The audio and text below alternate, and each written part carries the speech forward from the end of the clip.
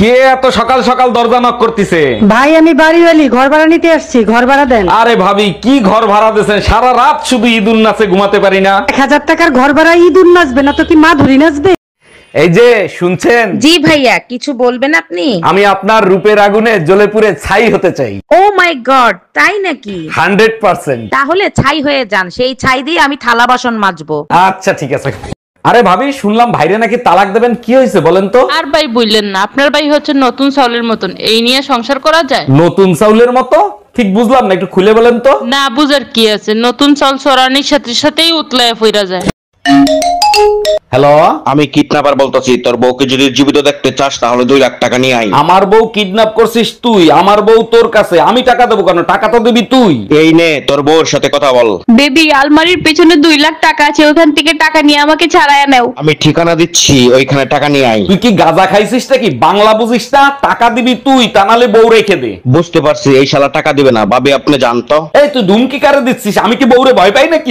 এই শুনছো, পায়েস খাইতে ইচ্ছা করতেছে, একটু পায়েস খাওয়াবা? অবশ্যই খাবো, চিনি শেষ হয়ে গেছে, চিনি নিয়ে আসো। এগুলো কি বলো তুমি? সকালে না 2 কেজি চিনি আনলাম, শেষ হলো কি করে? তুমি তো বলছিলে বাইরে থেকে কিছু নিয়ে আসলে ধুয়ে ব্যবহার করতে, চিনি ধুলে এই রুম্পা, তুমি কি থাল বাসন মাজতেছো না থাল বাসনের উপর নির্যাতন করতেছো? এত শব্দ হয় কেন? তোমার যদি থাল বাসনের উপর এত মায়া লেগে থাকে তাহলে তুমিই থাল বাসন দাও। নিজের জিনিস যত্ন করে ব্যবহার করতে হয়, তা না হলে নষ্ট হয়ে যায়। পাশের বাসার ভাবিরে দেখো, আজ পর্যন্ত থাল বাসনের আওয়াজ পাই নাই। কেমনে পাবা? ভাবি কি থাল বাসন ধোয়? থাল বাসন ধোয় তো ভাই। এই সত্যি করে বলো, তুমি দেশে আসবে কবে? আর একটা বছর অপেক্ষা করো, সামনের বাড়ি চলে আসবো। তুমি 1 বছর কে 5 বছর পরে আসো, সমস্যা নাই, আমার বাচ্চা লাগবে, বাচ্চা দাও। এগুলো তুমি কি বলো? এখন বাচ্চা কি গুগল থেকে ডাউনলোড করে দেবো? গুগল থেকে ডাউনলোড করবা কেন? বিকাশ করো।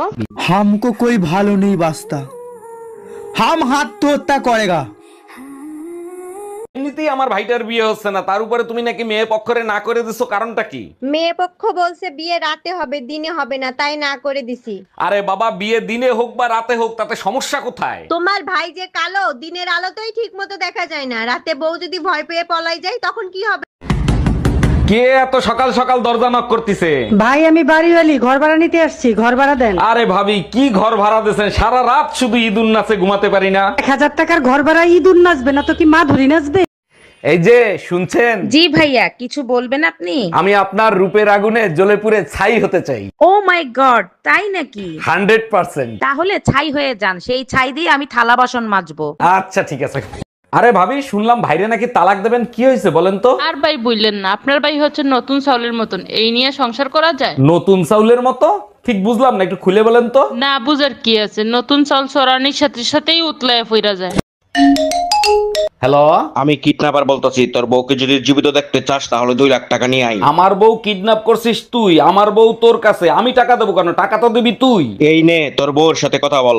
বেবি, আলমারির পেছনে 2 লাখ টাকা আছে, ওখান থেকে টাকা নিয়ে আমাকে ছাড়ায় নাও। আমি ঠিকানা দিচ্ছি, ওইখানে টাকা নিয়ে আই। তুই কি গাঁজা খাইছিস নাকি? বাংলা বুঝিস না? টাকা দিবি তুই, তা নাহলে বউ রেখে দে। বুঝতে পারছি, এই শালা টাকা দিবে না। ভাবি আপনি জানতো? এই তুই ধুমকি কারে দিচ্ছিস? আমি কি বউরে ভয় পাই নাকি?